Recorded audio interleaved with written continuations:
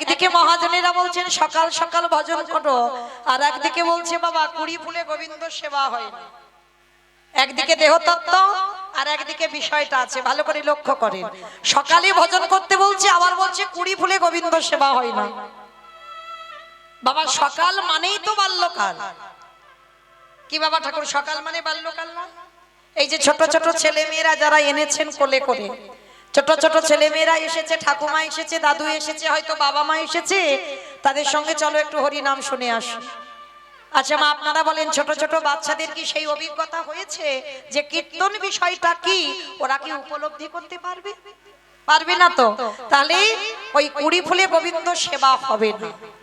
কারণ আমরা তো বাবা মাটিটা ভালো নয়, আমরা তো ধ্রুবের মতো ছেলের জন্ম দিতে পারছি না, প্রহ্লাদের মতো ছেলের জন্ম দিতে পারছি না, কলিকালে নেতাজির মতো ছেলের জন্ম দিতে পারছি না, বিবেকানন্দের মতো ছেলের জন্ম দিতে পারছি না, বিদ্যাসাগরের মতো ছেলের জন্ম দিতে পারছি না। তাহলে বাবা আমাদের মাটিটা ভালো নয়।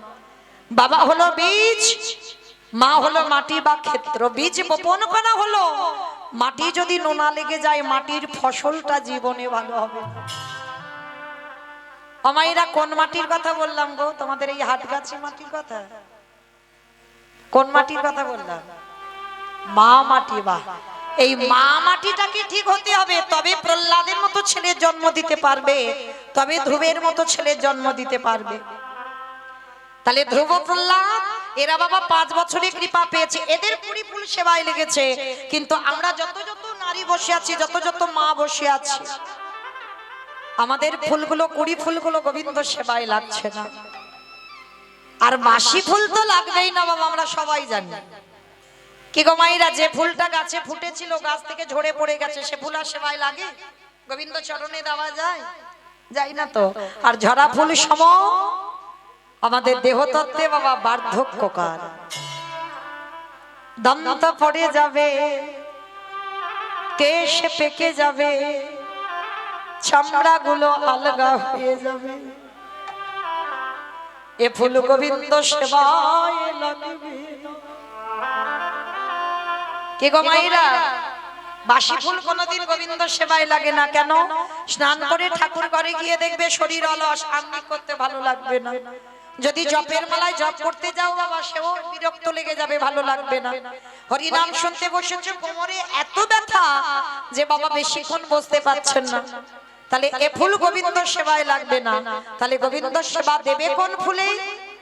আজকে যে ফুলটা ফুটেছে, আর আজকের এর ফোটা ফুল সম যৌবন কাল।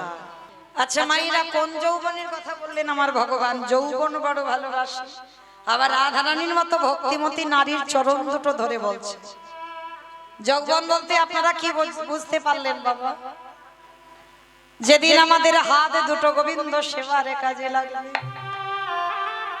যেদিন আমাদের দুটো চরণ গোবিন্দের স্থানে যেতে পারবে, যেদিনে জিহ্বায় কৃষ্ণ নাম বলতে পারবে, যেদিনে কর্ণমূলে পরিষ্কার কৃষ্ণ নাম শুনতে পাবে, যেদিনে নয়ন ভরে কৃষ্ণ রূপ দেখতে পাবে, যেদিনে তোমার দেহের 10 ইন্দ্রিয় সতেজ থাকবে, তোমার দেহের ইন্দ্রিয়গুলো দিয়ে তুমি গোবিন্দ চরণে নিবেদন করবে, সেই সময়ক্ষণকে বলছে যৌবন কাল। তাই রাধারানীকে ছেড়ে যখন আমার গোবিন্দ ব্রজ ছেড়ে মথুরায় চলে গেলেন, সেই দিনে রাধারানী কেঁদে বলেছিল, সজনী রে, আমার গোবিন্দ যে ব্রজ ছেড়ে মথুরায় চলে গেল,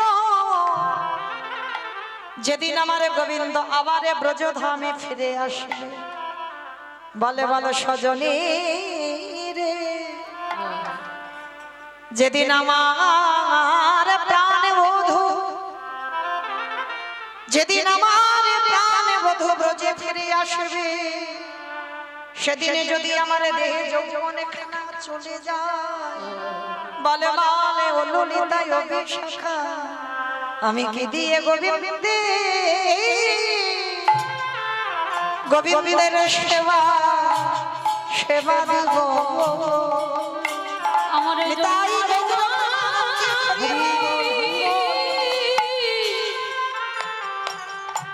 ওরে ললিতা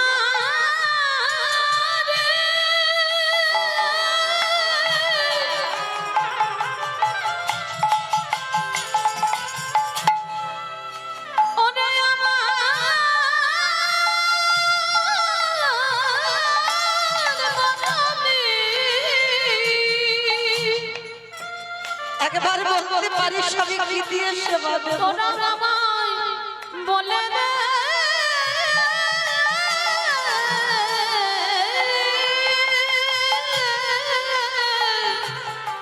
যেদিনে আমার বধূ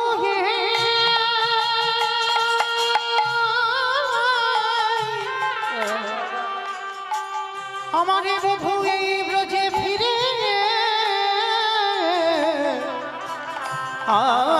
আসবে আমি কি দিয়ে বধূ ওরে ললিতা কি দিয়ে বধূ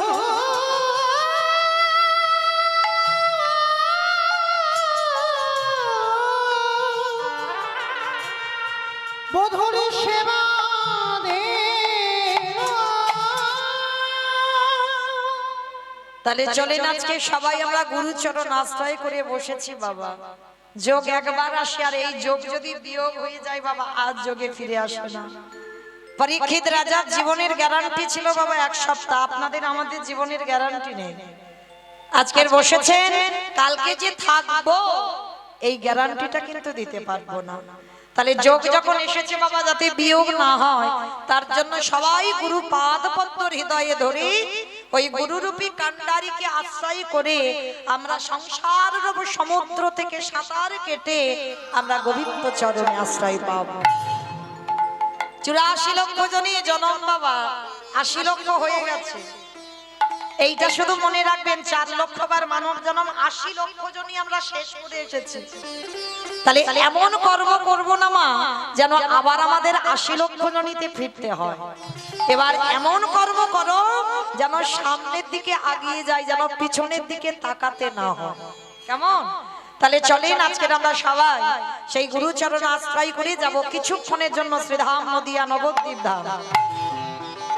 এটা আমি বলি নয় বাবা, কীর্তন জগতে আমি তো অনেক কনিষ্ঠা, অনেক ছোট। জগতে যত বড় বড় কীর্তনী আছে বাবা সবাই আগে আমার 2টো ছেলেকে ডাকতে হয়। তবে আমার ছেলে নয়, আমাদের ছেলে।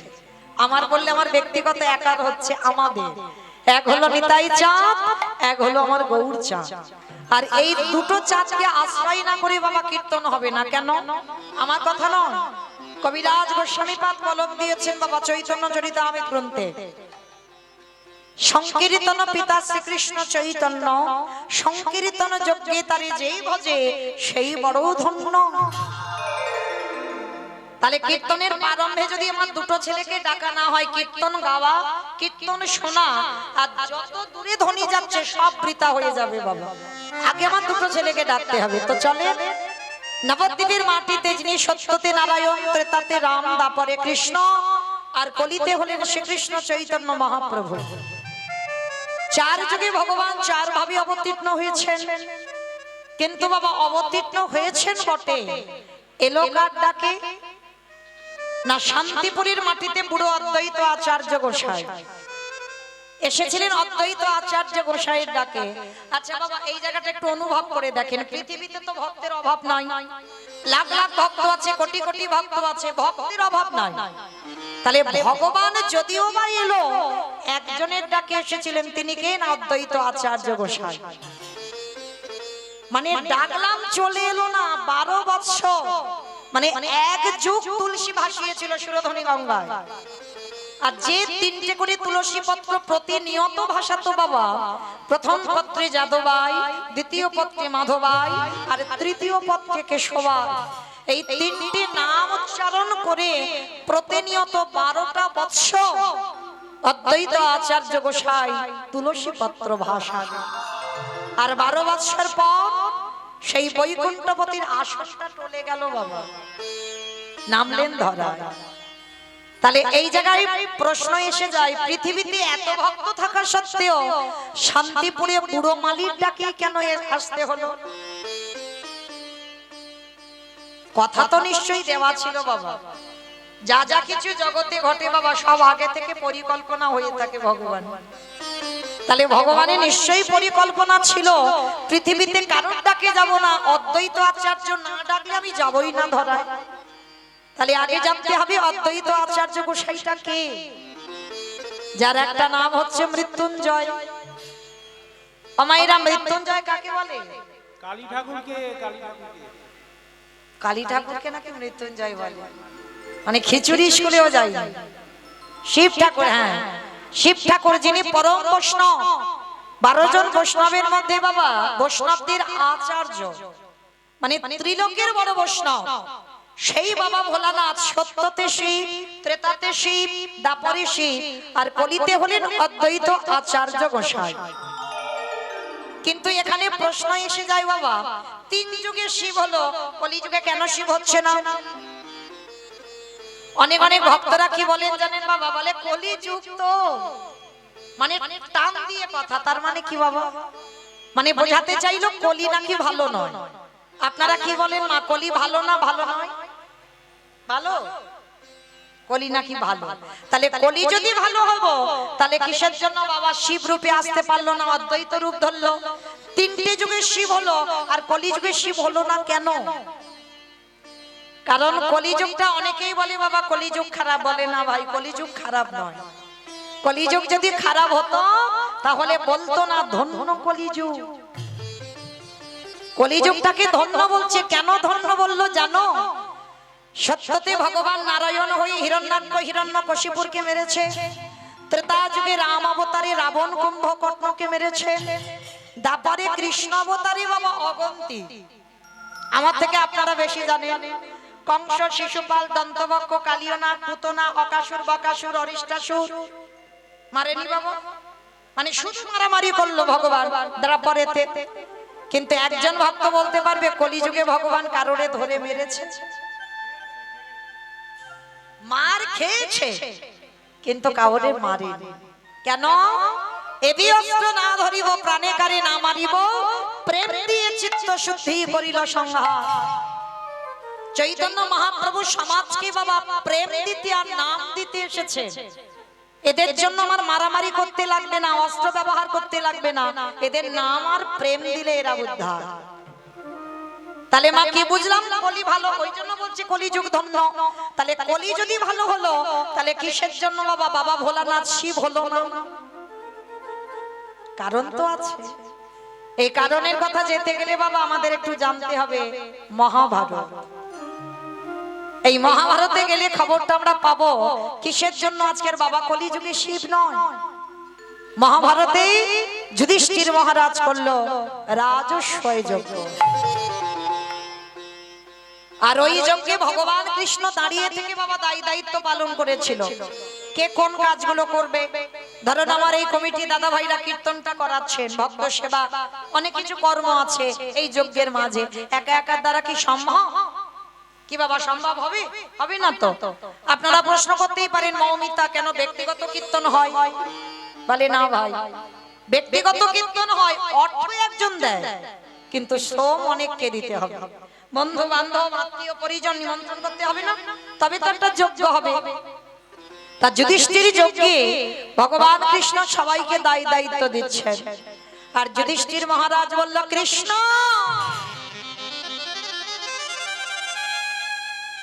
কৃষ্ণ তুমি তো সবাইকে দায়িত্ব দিচ্ছ, ও কৃষ্ণ তুমি নিজে কোনো দায়িত্ব পালন করবে না?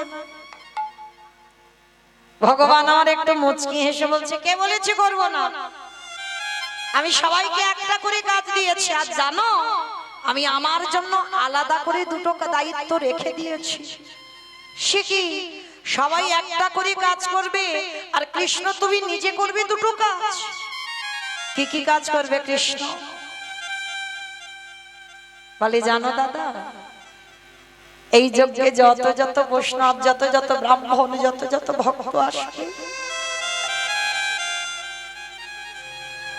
আমার কৃষ্ণ দয়াময় নিজের হাতে তাদের চরণ যুগল ধৌত করে,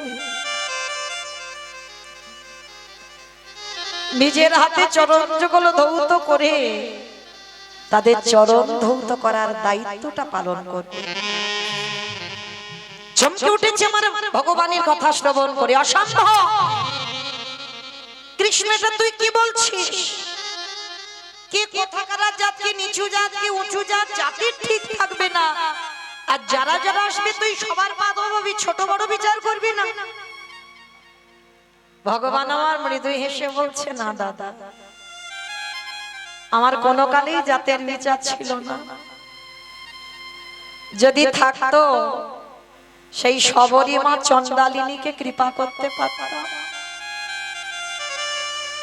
কি গো, আমরা বলি না এঁঠো কাপড়ে ভগবানের খেতে দেওয়া যায় না। আমি যে থালায় খাই সেই থালায় নাকি ভগবান খায় না। কি গো মায়েরা বলি না, এই ছুঁয়ো না, ছুঁয়ো না, ঠেকিও না। আছে না অনেকে করে না। আমার ভগবানকে ভালোবাসতে গেলে এইগুলো লাগে না বাবা। যদি লাগতো না, সেই শ্রীখণ্ডের মুকুন্দ সরকারের ছেলে রঘুনন্দন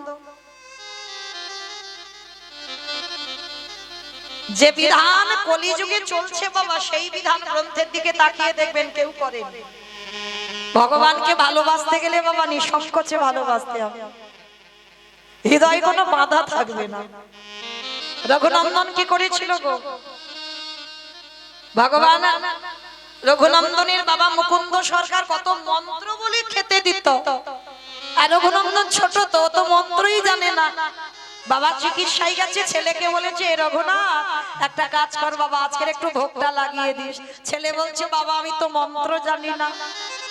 বলে মন্ত্রের দরকার হবে না, তুই শুধু একটু ডালাটা ধরে দিস, হতে হবে। আর রঘুনন্দন জানতো বাবা বুঝি খেতে দেয় আর গোপীনাথ বসে বসে খায়। নাড়ুয়ার পায়েসে থালাটা নিয়ে রঘুনন্দন কি করেছিল? গোপীনাথের কাছে গিয়ে বলেছিল, না খাবি না? কিরে বাবা অনেক অনেক মন্ত্র দিয়ে ডাকে, ওই জন্য খাস, আর আমি মন্ত্র দিচ্ছি না বলে খাবি না? কত সোজা সরল ছেলে দেখো। ও খাবি কি করে? হাতে যদি ওই রকম একটা বাঁশি ধরা তাকে খাওয়া যায়, বাঁশিটা খুলে দিয়েছে, এবার তো খাচ্ছে না। পাথরের মূর্তি খায় কোনদিন? কি রে এত করে বলছি খাবি না? ও আমারই ভুল হলো। ভালোবাসতে গেলে এইরকম ভালোবাসতে হবে। মাথাতে যদি অত বড় মুকুট বসানো থাকে খাওয়ানো যায়, মাথা থেকে ওই মুকুটটা খুলে দিয়েছে, এবার তো খাচ্ছে না। যখন খাচ্ছে না, রঘুনন্দন ভাবলো আমি মন্ত্র বলিনি বলে বুঝি খাইনি। আর এমন গোপীনাথের চরণে বাবা মাথাটা ঠুকলো, রক্তে নদী বয়ে গেল। ভগবান পাথরের মূর্তি ত্যাগ করে রঘুনন্দনের হাত থেকে নাড়ু খেতে বাধ্য। শ্রী শ্রী রামকৃষ্ণ পরমহংসদেব দক্ষিণেশ্বর কালীবাড়িতে থাকতেন বাবা, কলিযুগে প্রমাণ। পায়খানায় বসেছে বাবা, আর পায়খানায় বসে কি করছে? ওই গঙ্গায় ভেসে যাচ্ছে একটা কচি শশা। তার শশাটা দেখে বাবা সঙ্গে সঙ্গে লোভ জন্মালো। কিসের লোভ? নিজে খাওয়ার জন্য না, মানে শশাটা এত সুন্দর ছোট্ট কচি শশা।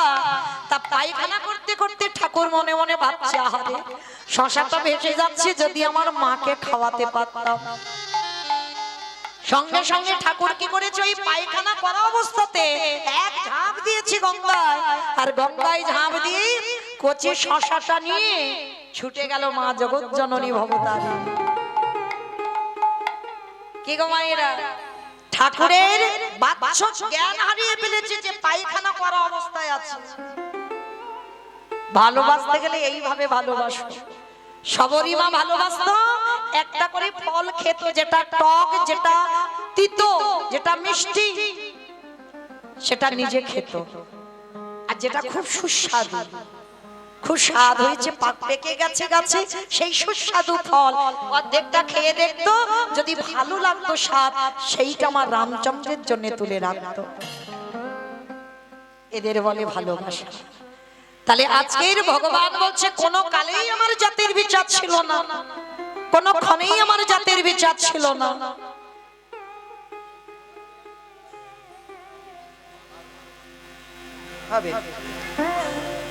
তা যেই না বাবা ভগবান কৃষ্ণ আজ রাজস্বয় যজ্ঞে পা ধোয়ার দায়িত্বটা নিচ্ছে। কেন? যত যত ভক্ত আসবে তাদেরকে শিক্ষা দেওয়ার জন্য। কি শিক্ষা বাবা? নিজে আচরি ধর্মজীবের শেখায়, নিজে না করলে ধর্মজীবকে শেখানো না যায়। ভগবান নিজে কর্ম করে জগৎকে শেখাচ্ছে। তোদের ঘরেও যদি সাধুগুরু বৈষ্ণব যায়, আগে বাবা পা ধোবার ব্যবস্থাটা করিস। শুধু ভগবান পা ধোবালো নয়, আরো একটা কাজ করেছিল। কি কাজ? যত যত ভক্ত প্রসাদ পেয়েছে ওই এঁঠো পাতাগুলো কৃষ্ণ নর্দমায় ফেলেছে। সে তো নর্দমায় ফেললো না, ওই এঁঠো পাতাতে যতগুলো এঁঠো লেগেছিল কৃষ্ণ দয়াময় ওই এঁঠোগুলো নিয়ে আজকে সারা গায়ে মাখছে। যুধিষ্ঠির মহারাজ দেখে বলল, কৃষ্ণ এটা কি করছো? ওদের পা ধোবাচ্ছ, মেনে নেওয়া যায়। ওদের এঁঠো পাতাগুলো পরিষ্কার করছো, মেনে নেওয়া যায়। ওদের এঁঠোগুলো গায়ে মাখছো কেন? ভগবান মৃদু হেসে বললেন, দাদা গো, এ যে হলো আমার কর্ম, এই জগৎ সংসার মাঝে সবাই পাপ করে, সবার বিচার আমি করি। কিন্তু জানো দাদা, সবাই তো পাপী, আরে আমি হলাম মহাপাপী। এ জগতে সবার বিচার,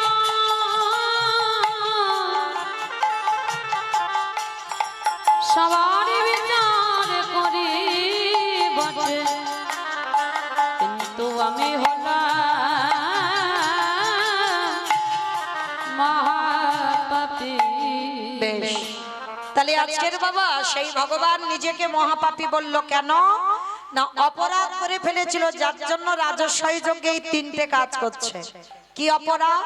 না, ত্রেতা যুগে রাবণ রাজাকে বধ করেছিল রঘুপতি রামচন্দ্র। আর রাবণকে বধ করে মাথা থেকে পায়ের নখ পর্যন্ত বাবা পাপী হয়ে গেল। আর সেই পাপ কবে ধৌত করলো? যুধিষ্ঠির রাজস্বী যজ্ঞে। তাহলে মায়েরা, আজকে সেই রাজস্বী যজ্ঞে কি করছে ভগবান কৃষ্ণ? দরজায় দাঁড়িয়ে আছে বাবা অগ্নিদেব, পবনদেব, বরুণদেব, ইন্দ্র, ইন্দ্রাণী, ব্রহ্মা, সাবিত্রী, শিব, দুর্গা সব পরপর লাইনে আছে। আর কৃষ্ণ একে একে পা ধোয়ায় আর যজ্ঞের ভিতরে প্রবেশ করায়। জগৎ জননী মা দুর্গা প্রাণনাথকে ডাকছে, প্রাণনাথ, ও প্রাণনাথ। যেই না প্রাণনাথ বলে ডেকেছে, বাবা ভোলানাথ তো চমকে উঠেছে। কি ব্যাপার পারু, আমায় হঠাৎ ডাকলে বড়? বলে চলো এবার আমাদের পা ধোবাবে, পা দুটো ধৌত করে নি। বলে পার্বতী, তোমার মাথা ঠিক আছে তো? কৃষ্ণ পা ধোবাবে আর আমার মতো পাপী পা দুটো বাড়িয়ে দেব? তোমার যদি ধোয়ার ইচ্ছা হয় তো তুমি লাইনে দাঁড়াও। এইবার ভগবান কি করেছে? যেই না যজ্ঞের দরজায় আছে আর বাবা ভোলানাথ পার্বতীকে দাঁড় করিয়ে রেখে বাবা প্যান্ডেলের বাইরে চলে গেছে। আর আড়ালে গিয়ে বাবা ভোলানাথ কি করেছে জানো? একটা কুকুর হয়ে গেছে। আর কুকুর হয়ে মনে মনে ভাবলো কি করে কৃষ্ণের চোখে ধুলো দেব। আর ওই কৃষ্ণের পায়ের তলাতে একটু ফাঁকা মতো দেখেছে। বাবা ভোলানাথ কুকুর রূপটা ধারণ করি সবে মাত্র পায়ের তলা দিয়ে মাথাটাকে, আর যেই না মাথাটা দিয়েছে ভগবান ওই হাঁটু দুটো নিয়ে কুকুরের কানের কাছে। এইবার দেখ কেমন লাগে। আর যেই না কানে চেপে ধরেছে, কুকুর কি করবে? কেউ কেউ করবে না, বারবার বলছে কৃষ্ণ ছেড়ে দে, কৃষ্ণ ছেড়ে দে, কৃষ্ণ ছেড়ে। বলে ছাড়বো বলে ধরি নাই। হে বৈষ্ণব গোসাই, ও হে বৈষ্ণব গোসাই, তোমার মতো বৈষ্ণবের চরণ ধোয়ালে বুঝি কম হতো? দুটো চরণ ধোয়ালে কম হতো, ওই জন্য আমার জন্য এক্সট্রা দুটো জুড়ে দিয়েছো। আমাইরা শিব ঠাকুরের কটা পা? দুটো পা। আর কুকুরের কটা পা? চারটে পা। ভগবান বলছে হে বৈষ্ণব, রাবণকে বধ করে যে পাপ করেছে তোমার মতো বৈষ্ণবের দুটো পা ধোয়ালে কম হতো। ওই জন্য তুমি কৃপা করে আমার জন্য আরো এক্সট্রা দুটো জুড়েছ। এবারে দাহু দাও ছোট বাজারিয়ে দাও। বলে ওহে আমার তাই গৌর করিব করিব। দাও চরণ বাড়াই দাও। আস্তে এইবার ভগবান কি করেছে, মোটা দড়ি নিয়ে কুকুরটাকে আষ্টে পিষ্টে বেঁধেছে। আর বেঁধে বাবা সবার পা ঘটিতে করে ধোয়াচ্ছে। আর বৈষ্ণবের বেলা কি করেছে জানো? ও মাইরা, চরণ ধরি আমি একটা কথা বলে যাই, সব জায়গায় অপরাধ করে ফেলো, একটা জায়গায় যদি অপরাধ করে ফেলো, এ জীবনে কেন কোটি কোটি জন্মে তোমার ভগবান ক্ষমা করবে না। ভগবান নিজের মাকে ক্ষমা করেনি, ওই জায়গায় অপরাধ করেছিল বলে। সে জায়গাটা কোথায় জানো? বৈষ্ণবে দাঁড়িতে যদি হয় ক্ষুদ্র অপরাধ,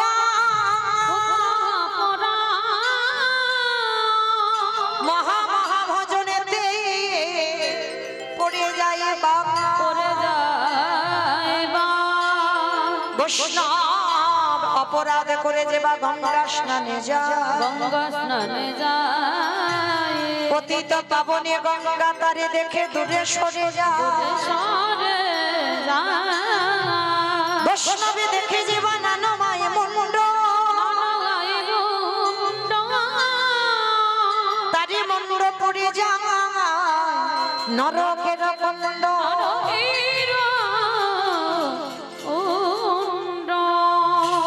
সব জায়গায় অপরাধ করে ফেলো, কিন্তু বৈষ্ণব চরণে নয়। আজকে পরম বৈষ্ণব বাবা ভোলানাথের চরণ দুটো কোথায় রেখেছে দেখো আমার ভগবান কৃষ্ণ। সবার পা ধোয়াচ্ছে ঘটিতে করে জল দিয়ে। আর বাবা ভোলানাথ কুকুর হয়েছে যখন কি করেছে জানো? খালে বিলি নদী নালারে জলে নয়, কৃষ্ণ দয়াময় আমার। ওই কুকুর রূপে ভোলানাথের চরণ চারটে বুকে ধরে ভগবানে আমারে কি করে যাবে, আজ চোখের জলে চরণ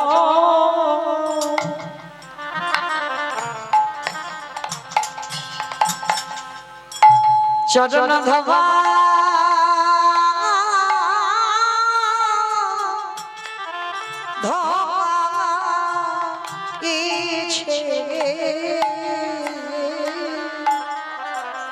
হে বৈষ্ণবী কৃপা নিতাই গৌর প্রেমানন্দে হরি বল হরি বল হরি বল।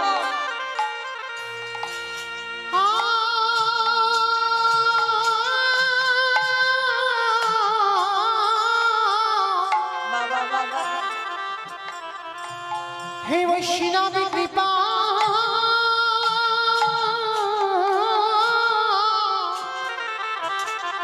কৃপা করো বলে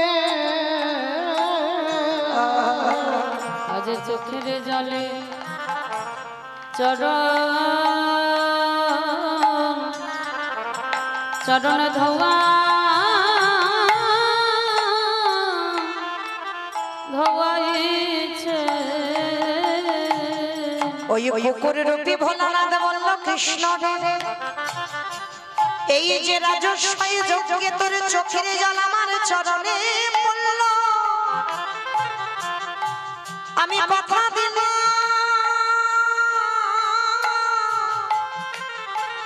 আগত কলিযুগে আমি আর শিব হব না, আমি হব অদ্বৈত আচার্য গোসাই। এই যে তোর চোখের জল আমার চরণে পড়ে আমি ঋণী হলাম, তবে তুই সেদিন আর কৃষ্ণ হবি না, তুই হবি আমার নদী আর নিমাই ছাড়া। তুই হবি আমার নদী আর নিমাই ছাড়া। ওরে 12 বৎসর তুলসী ভাষায় তোকে আহ্বান করব, পৃথিবীতে কারোর ডাকে নয় আমার ডাকে তোকে আসতে হবে।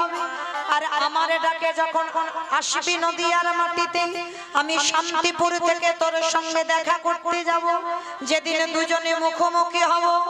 আজ যেমন তোর চোখের জল আমার চরণে পড়ে ঋণী হয়ে গেলাম, যেদিন তোর সঙ্গে প্রথম সাক্ষাৎ হবে সেই দিন আমি কি করবো জানিস?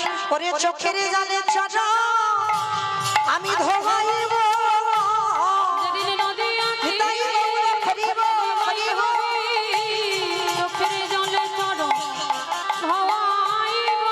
সেদিন কেঁদেরি শোধ করিব আমি এই প্রতিজ্ঞা করে রাখলাম। আমি সেদিন কেঁদেরি শোধ করিব এই প্রতিজ্ঞা করে রাখলাম। সেদিন ওই চরণে জানাই লাগিব যেদিন নদী আছে নিমাই হবে। সেদিন চরণ ছাড়া করিস না নদী আছে নিতাই গৌর হরিব। নিমাই হবে। আমি এমনি করে চরণ ধোয়াইব। বেশ, তাহলে মায়েরা পরিষ্কার বোঝা গেল যার জন্য কলিযুগে শিব না হয়ে অদ্বৈত আচার্য গোসাই হলো, আর সেই অদ্বৈত আচার্যের ডাকে কৃষ্ণ গৌর হলো। আর হয়ে কি করছে গো? কেহ বলে পুরাবিতি রাবণ বধিলা। কেহ বলে পুরবেদী। অমা উলু কই? উলু নেই হরিবাসরে? আমার কথা নয় বাবা, আমি বলছি না।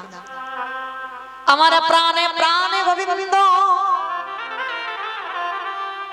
ওই রাধারানীর চরণ যুগল ধরে বলল, রাধে গো আমি ভক্তের যৌবনে বড় যৌবনে বড় ভালোবাসি। বলে ওগো রাধি।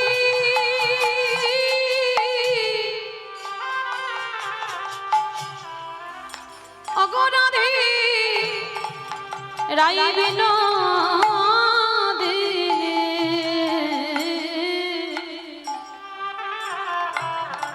ভক্তের যৌবন বড় বড় ভালোবাসি।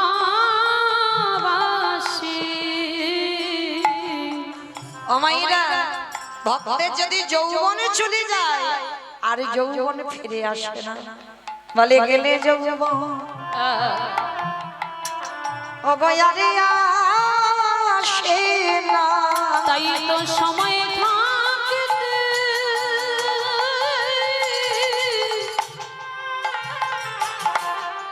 ওগো সময় থাকতে হরি বলে না হে। ওগো গেলে যৌবন আরে আসে না। বলি গেলে যৌবন আরে আসে না। একেবারে সময় থাকিতে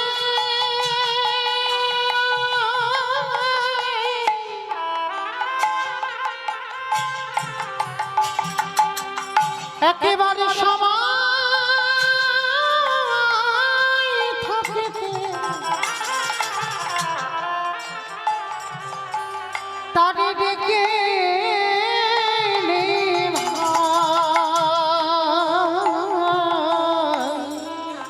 ওরে ললিতা রে। নিতাই গৌর প্রেমানন্দী হরি বল হরি বল হরি বল। তোর কাছে বলি আমার মনে কথা। ওরে সজনী আমার মনে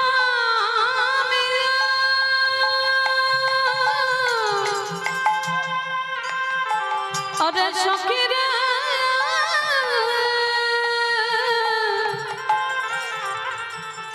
ওরে মনা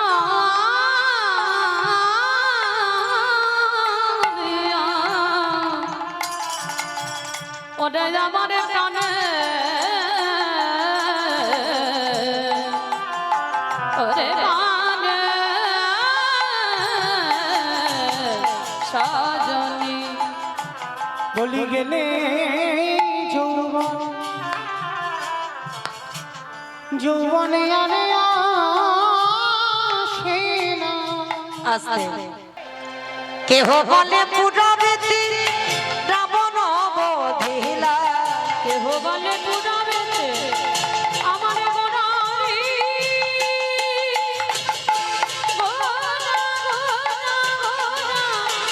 গোড়ারি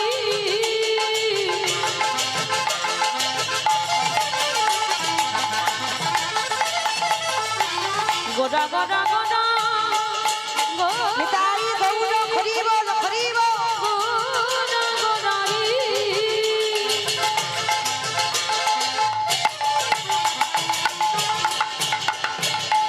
ওই নদী আর চাঁদ গোড়া আমার তানে গোড়া আরে কেহ বলে পুনবেতে রাবণ বধিরা। অগ গোলকের বৈভব লীলা প্রকাশ করিলা, গোলকের বৈভব লীলা প্রকাশ করিলা অগ গোলকের বৈভব লীলা প্রকাশ করিলা। গোলকের বৈভব লীলা প্রকাশ করিলা শ্রী রাধার ভাবে গোদায় অবতারা, রাধারে ভাবে গোড়া গাবতা আরে শ্রী রাধাতে ভাবে যেতে গোটায় অবতার। ওই রাধারে ভাবে গোড়া গাবতা অগ হরে কৃষ্ণ নামে গো করিলা প্রচার, হরে কৃষ্ণ নামে গো করিলা প্রচার হরে কৃষ্ণ নামে গৌর হরিলা প্রচার। এইবারে লীলা প্রকাশ হলো, এইবারে লীলা প্রকাশ হলো এইবারে লীলা প্রকাশ হলো, এইবারে লীলা প্রকাশ হলো গোলকের বৈভবে লীলা প্রকাশ করিলা। এই গোলকের বৈভব লীলা প্রকাশ করিলা ওই গোলকের বৈভব লীলা প্রকাশ করিলা। বাসুদেব ঘোষে কয়ে করি জোড়হা, করি জোড়হা ওগো যে গো সেই কৃষ্ণ সেই তো জগন্নাথ। সেই তো জগন্নাথ আহা বাসুদেব কহে এইবার লীলা প্রকাশ হলো।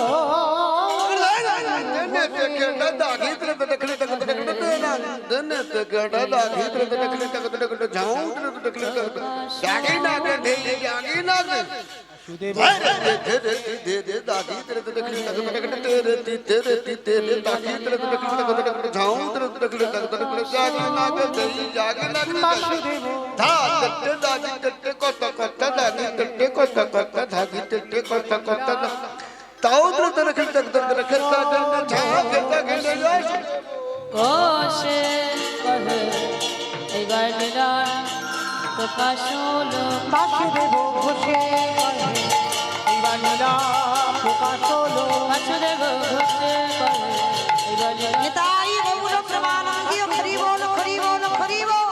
এইবার লীলা প্রকাশ হলো রে ও গো বাসুদেব ঘোষে কহে জনিতাই চলুন এবার আমরা যাব সবাই মধুমাস ধাম বৃন্দাবন ধাম। তো এতক্ষণ রইলাম নবদ্বীপে, মা সবাই মিলে একবার বলেন গৌর সুন্দরী কি ধ্বনিটা হলো কি? এটা মাঠে খুঁজতে গেছো একটু জোরে প্রেম সে